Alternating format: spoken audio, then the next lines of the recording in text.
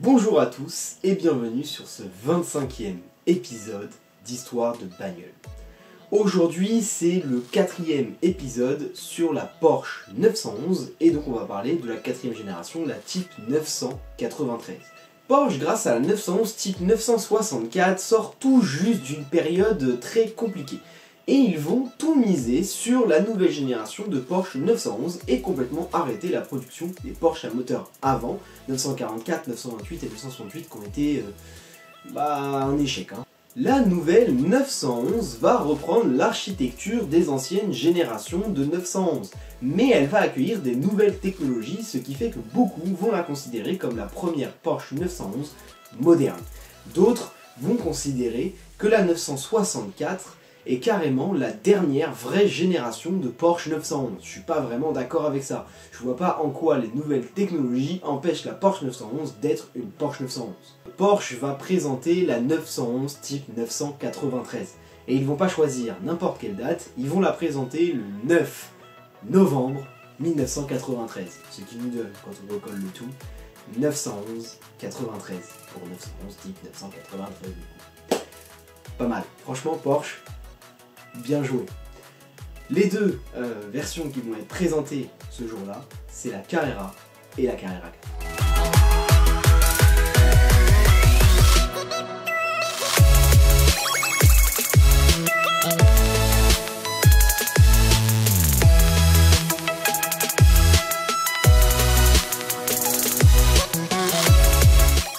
Comme pour les générations précédentes, le 4 derrière Carrera signifie qu'on a 4 roues motrices. Dans les générations précédentes, on avait Carrera 2 pour 2 roues motrices. Ici, le Carrera 2 est remplacé par tout simplement Carrera. Elles sont toutes les deux équipées du 6 cylindres de 3,6 litres développant 272 chevaux, ce qui est pas mal pour une version d'entrée de gamme. En plus, elles seront toutes les deux disponibles directement en version coupée ou cabriolet. Niveau design, la génération 993 s'inspire grandement de la fameuse Porsche 959. Oui, c'est la 3e fois que je vous parle dans une de mes vidéos de la Porsche 959, et il faut absolument que je vous fasse une vidéo sur la Porsche 959. Le truc c'est que je cherche à finir ces vidéos sur la 911, je veux en finir avec la 911, ce sera fait. L'idée de départ c'était de vous présenter toutes les générations et de vous présenter tous les modèles parce que la 911 est souvent... elle englobe beaucoup trop de choses et les gens disent juste 911, ce qui ne veut en fait strictement rien dire. Je suppose que vous l'avez compris maintenant après 4 vidéos qu'en fait il y a énormément de modèles au sein de la 911. Donc c'est important de préciser et de comprendre cette 911. Le truc, c'est que du coup, en attendant, je peux pas vous faire de vidéos sur d'autres Porsche, donc j'avoue que j'ai un peu hâte de finir la 911 pour vous parler de certaines Porsche qui sont tout aussi intéressantes, voire même encore plus, comme par exemple la 959. Bon, revenons à la 911 Type 993, dont les versions Carrera et Carrera 4 auront droit à une augmentation de puissance en 1996 et elles passeront à 285 chevaux. Fin 1995, la Porsche 911 Type 993 Targa est présentée.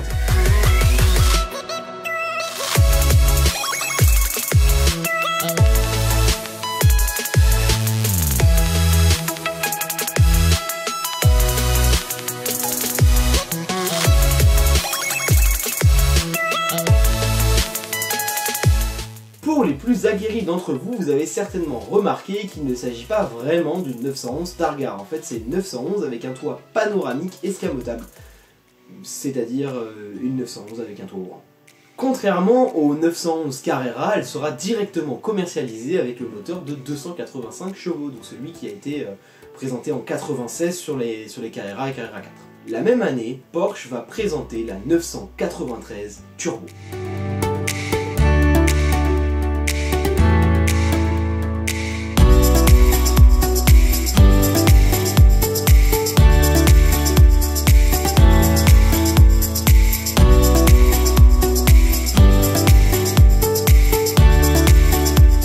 Comme pour les générations précédentes, on la reconnaît grâce à son aileron fixe et ses ailes arrière élargies.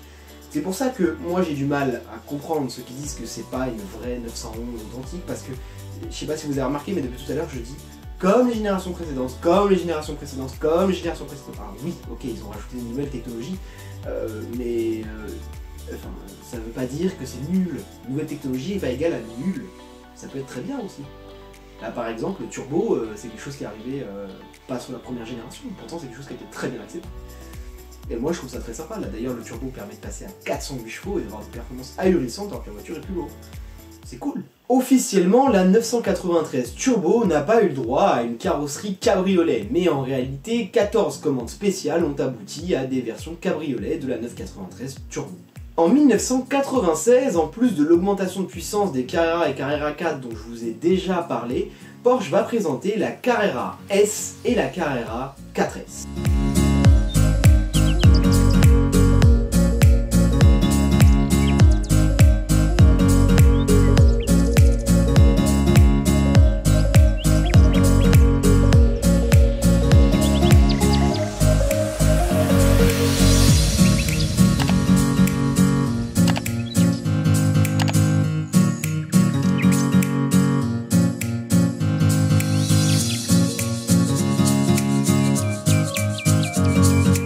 Le S pour Sport a été plutôt bien choisi puisqu'en réalité ces versions sont des mix entre les turbos et les Carrera. Elles ont une carrosserie de turbo mais sans l'aileron avec un moteur de Carrera, donc le 6 cylindres de 285 chevaux. Certains y voient la descendance des fameuses Turbolook. En 1997, Porsche continue les enchères à la puissance et présente la 911 Turbo S.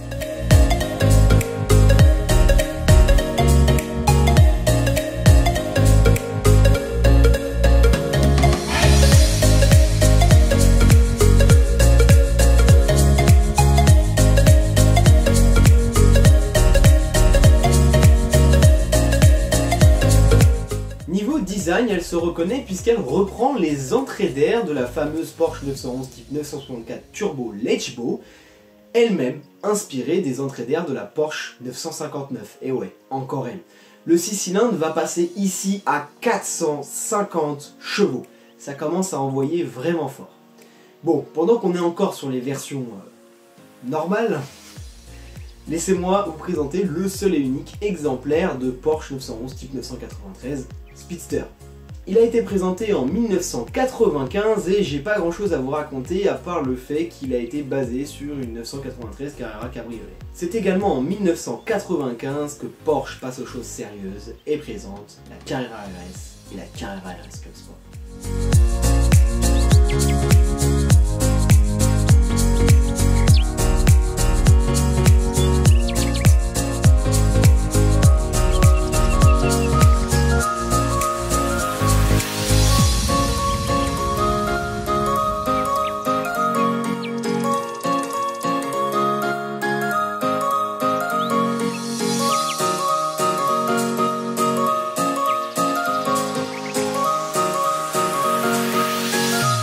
La puissance du 6 cylindres est portée à 300 chevaux et ceci sans turbo.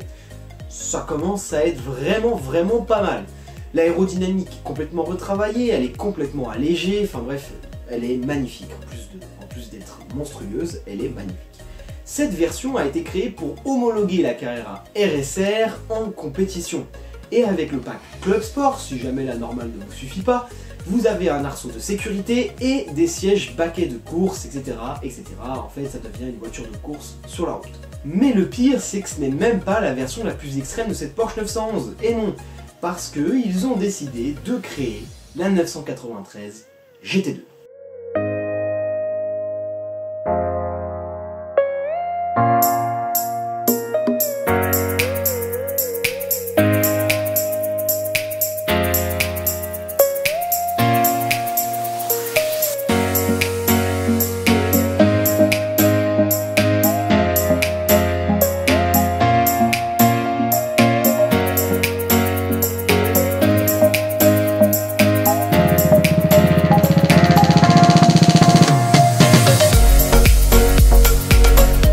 La GT2, en fait, c'est l'équivalent de la version Carrera RS, mais pour une turbo. Autrement dit, c'est une Carrera RS avec un moteur de 450 chevaux, avec un turbocompresseur. Elle se différencie de la Carrera RS par quelques petits éléments aérodynamiques, mais surtout par le gros élargissement des ailes. Enfin, il s'agit également d'une version route, d'une version piste portant exactement le même nom, et donc elle a servi à l'homologation de cette version. Bon les amis, il reste une version de la Porsche 911 type 993 dont j'ai pas encore parlé et dont je ne vais pas parler dans cette vidéo puisqu'elle est tellement incroyable, tellement extrême, tellement folle que je vais lui faire une vidéo dédiée tellement il y a de choses à raconter sur cette voiture. Donc voilà, vous aurez son histoire, vous inquiétez pas, pour ceux qui savent laquelle c'est, vous allez devoir attendre un peu et pour les autres, vous verrez. En attendant la sortie de la prochaine Porsche 911, je vais quand même vous parler des prix de la 993. Donc pour toutes les versions de base, Carrera, Carrera 4, Carrera S, Carrera 4S, Cabriolet, Coupé, tout ce que vous voulez, c'est entre 50 et 60 000 € pour un exemplaire très kilométré. Pour un exemplaire plus correct, donc même tout simplement correct, ça va être entre 100 et 120 000 €. Pour un exemplaire de turbo, il va falloir compter entre 200 et 350 000 €. Pour un des extrêmement rares exemplaires de turbo cabriolet, il va falloir atteindre le million. Oui. Pour un exemplaire de turbo S, on va redescendre un petit peu, ça va être entre 500 et 600 000 €. Pour un exemplaire de Carrera RS, ça va être entre 400 et 500 000 €. Et enfin, pour un exemplaire de GT2, mesdames, messieurs, il va vous falloir entre 1,2 million et 1,8 million d'euros. Ouais, ça commence à faire beaucoup pour une Porsche 911. Voilà, j'espère que tu as kiffé cette vidéo. Si c'est le cas, n'hésite pas à t'abonner, laisser un petit pouce bleu, un petit commentaire. Tu peux me dire en commentaire quelle voiture tu as envie de voir dans la prochaine vidéo. Bon, bien évidemment, ce sera pas dans la prochaine, ce sera dans quelques vidéos parce que, vous le savez, je tourne toujours en avance. Donc voilà, il faut me laisser le temps de retourner de nouvelles vidéos et le temps qu'elles arrivent. Quoi qu'il en soit, voilà, j'espère que tu as kiffé, j'espère que tu as regardé la série des Porsche 911 et que du coup maintenant la Porsche 911 te paraît beaucoup plus claire. Il va y avoir encore 2 vidéos sur la Porsche 911, le fameux exemplaire, la fameuse version dont j'ai pas encore parlé dans cette vidéo, donc je vais vous parler dans la prochaine. Et il y aura une dernière vidéo sur la Porsche 911 qui rassemblera toutes les générations vraiment modernes, donc de la 996-997 à la 992, l'actuelle Porsche 911. Salut!